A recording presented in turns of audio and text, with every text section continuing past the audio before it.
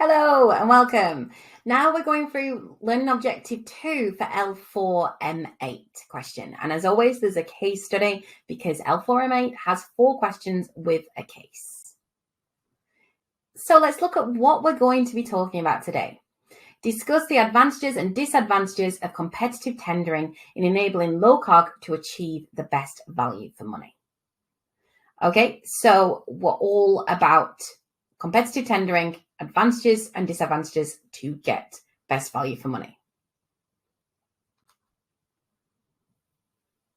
Now, we went through this same case on Learning Objective 1. So if you've already listened to this case before, that's fine. You can skip through this a little bit. But the London 2012 Olympic Games created many challenges for the London Organising Committee of the Olympic and Paralympic Games, LOCOG, which was responsible for preparing and staging the event. A major challenge was to establish a temporary procurement function to ensure the money it raised through sponsorship and tickets was spent efficiently. Around £700 million was spent on the goods and services that required sourcing for the event. This expenditure covered everything from the medals and sports equipment for the events, as well as the catering, fridges, plants and toilet rolls needed in the athletes' village. In 2009, it became clear that in order to overcome the sourcing challenge presented by London 2012, procurement needed to play a significant part in order to achieve the best possible deals. The procurement function was therefore positioned at the centre of operations within the organising committee, and its profile was enhanced by the appointment of a director of procurement. One issue that helped the engagement between the procurement function and its stakeholders was that the procurement function was involved in the whole process from start to finish. This enabled the procurement function to identify the products that needed to be sourced from the start of the process. What really defined the LOCOG procurement team was that while some deadlines could be delayed, the Olympic Games most certainly could not. It was essential to identify several hundred viable suppliers that were capable of delivering the right products and services on time and to budget. Another opportunity was presented by the very nature of the LOCOG procurement function, which was simply set up specifically for and dismantled after the Games. Developing a completely new function enabled the team to include aspects of growing importance within procurement, such as sustainability or local sourcing. One of the benefits of starting a new function was that the function was able to design the sourcing process and procedures that best suited its needs. At the core of the sourcing process was the Compete4 web-based buying portal, which was created specifically for the Games. Everything that was bought for the event was managed through the portal.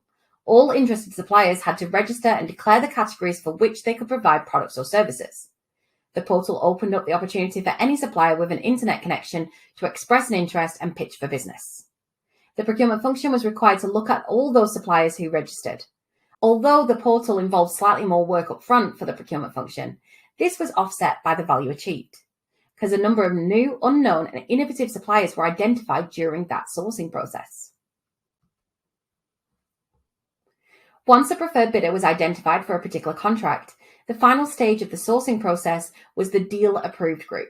At this point, the buyer responsible for the contract and a member of the appropriate functional user team had to recommend and justify the sourcing decision to an internal panel that included the chairman, chief exec, legal director, sustainability director, commercial director, and procurement director of LOCOG. They had to convince the panel that the proposal was the best product or service on the market, that it represented the right value, and met all of the criteria, including sustainability. So everything was transparent and had to be argued. That's quite daunting to have to argue that all the time. But at the end of the day, that means that they had a better outcome. And look at the success of the 2012 Games. So let's look back at that question.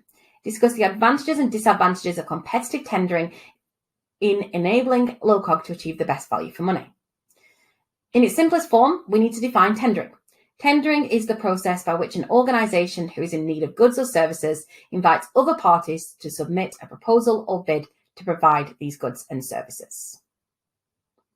So we're going to do what it says, discuss the advantages and disadvantages.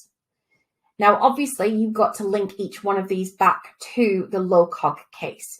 I've done it a little bit, but you would need to do it in a lot more detail in the actual exam.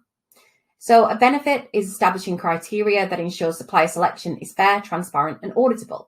This is incredibly important for a public project that's using public sector money, so maybe taxpayers' money, And you can see that they've done that. They were able to create that panel to make sure that everything's fair, transparent, and auditable.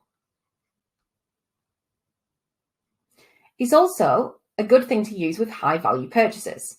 Tendering helps manage the risk of not achieving the best price. A best value tender means the lowest cost for the highest quality. And when using taxpayers' money, that's a massive issue. And a lot of there may be some small purchases that LOCOG were doing, but a lot of it will have been large kind of capital equipment to make sure that everything was there for the athletes and for the visitors. Another huge benefit of tendering is that it avoids the battle of the forms. So the battle of the forms is the situation where both supplier and buyer attempt to get their terms as the basis of the contract.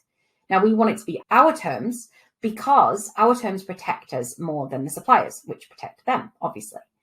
And with the battle of the forms, the last shot is usually the document that wins, because it's usually the last set of terms that people are signing up to. Tendering ensures that the terms applied to the contract are yours, because suppliers are bidding based on our terms and conditions. This means that we avoid the battle of the forms and everything's on our terms, or LOCOG's terms, which manages risk for this public sector project as well.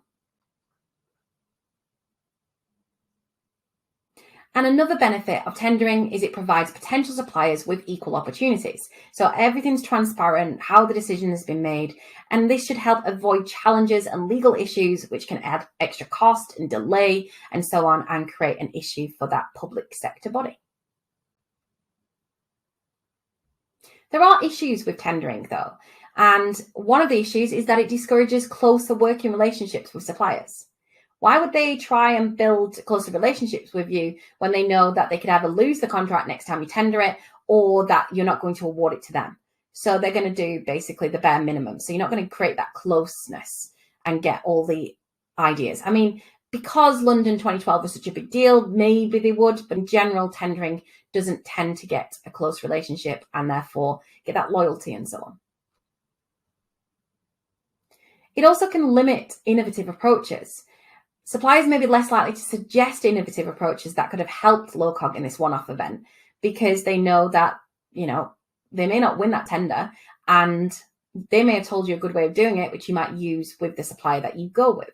So they may not be willing to share everything.